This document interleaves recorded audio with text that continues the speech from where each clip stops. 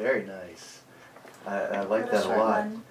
So much of your personality comes through in your voice. You have a very, I can't, how I want to say it. Your personality comes through in your voice. It's very transparent in that sense. It really sounds. I really like your songwriting too. Thanks. So according to this, it started writing songs in 4th grade. Yeah, I mean. Yeah. I don't even know what it was. Like, so much of my life, I've listened to music, and it's been all around me in so many different facets. But like, songwriting, 4th grade was really the first time that I remember actually writing a song, like writing a verse and planning a chorus and singing it to my friends and saying, "Hey, listen to my song." And it was like about a story, about a relationship. And I obviously had not had a relationship then, but I made it up in my mind. Do you remember what the name of it was? Or? It was called Reflection. Okay. And were you like, were you trained on a particular instrument, or guitar, or keyboards, or anything like that, or you just had like a melody in your head that you? I mean, I started playing piano when I was 5, but I'm not the best practicer. I don't know, student. I guess I was never a studier, so I wouldn't practice that often, and then I ended up stopping playing piano, and I would just have melodies in my head, and I would remember them, and I would just come up with words, and I played flute, but wasn't so successful with that. Really? Yeah. So you took, you had some, but there must have been some type of musical ability, innate musical ability for you to come up with some, and you wrote the lyrics out and everything. Yeah, I would just, I mean, I wouldn't write like musical notation, but I would definitely, for some reason, there were melodies that stuck in my head, and then I was able to just write out the lyrics and have them and remember them. Although they're totally songs that I don't remember that, probably came to me and left. But did you come from a musical family? I mean, just to the extent that my mom would sing all the time to us in the bath, when we went to bed, in the morning, brushing our teeth. We would always watch children's videos with singing, and so I think that's probably where it came from. That's nice. That sounds cool. Yeah. So, at what point did you start, actually writing songs? Like, when did you pick up an instrument?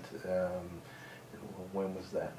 Probably when I was 14. Mm-hmm. I think was around freshman year of high school. I decided that I wanted to start playing guitar because I had these melodies and I had these words, but I didn't have anything to accompany myself with. And I started taking guitar lessons, and kind of from then on was really when I wrote songs that I'm now actually still playing. Gotcha. I'd say that's so then you're in high school, and you're learning how to write songs and all that. And did you start a band, or did you go? And then you went off to college, right? Mm-hmm. And you Yeah. went to Emory, from what I could see on your bio, down in Atlanta.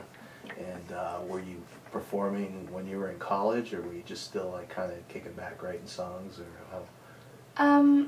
I was in an a cappella group, a co-ed R&B a cappella group, but and I wrote songs on the side. But for the most part, I was pretty focused on studying. And looking back, I wish that I'd gotten out in Atlanta and played a bit more, played some of the songs that I was writing. But no, it was more sporadic, and knowing that eventually I would come back to it. Yeah, yeah.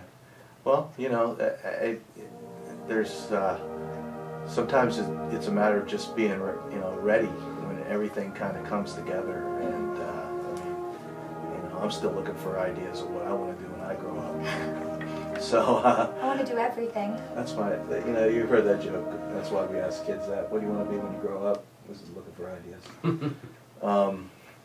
So you went to Emory University. You majored in business administration, and you pretty much decided then what? I guess just that I knew I had to come back up to New York. It was the right time. I'd finished school, I'd graduated, and it was just the right time for me to pursue music and for me to really get into my songwriting and my guitar playing. And so I'm originally from New York, so I moved back home at first, which is on Long Island, and then I moved back into the city, and just in the past year, I guess now, I've really been focusing on music in New York City. Wow. And it is true that if you can make it there, you can make it anywhere, because I know I hope so. The competition, the bar is really high, Yeah. and if you're not from the area, or if you're not used to the whole, I've been to New York a couple times, and the level of musicianship and just everybody, it's you know, any given night you can go and see talented people everywhere. Yeah, endless. I mean, there's endless talent. There's so many venues all over the city. Really, every genre of music, and so Yeah. I mean that's amazing for collaborating, for being inspired. It's just everything's all around you. I mean, all music of, I guess, every type. But. Well, in case you just joined us, you're listening to Acoustic Songs Live from WNJR Studios, WNJR.org, and 91.7 FM in Washington. And we have Jamie Bendell, all the way from New York City, in the studio here playing some songs for us. And do you want to play something else? What are you going to do for us? I think I'm going to play a song called We Say We've Changed, because I think there are a lot of people out there who say that they're going to change, and they say they're going to try to change and do something to change, but they don't really do that. So that's basically what inspired this song. Okay. Yeah. So.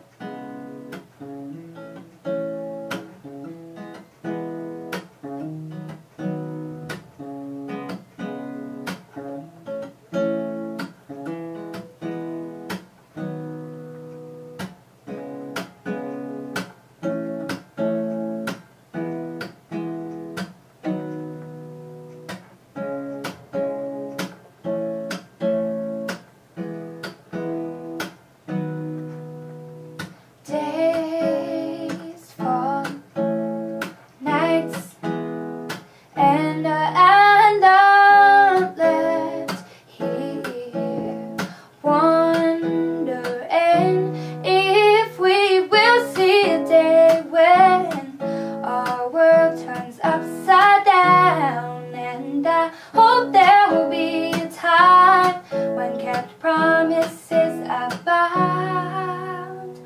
'Cause there's gotta be something wrong with the life we're living, the way we say we are trying to change. There's a difference between change for the better that's smarter, work harder than shifting the burden to others, so harmful beliefs.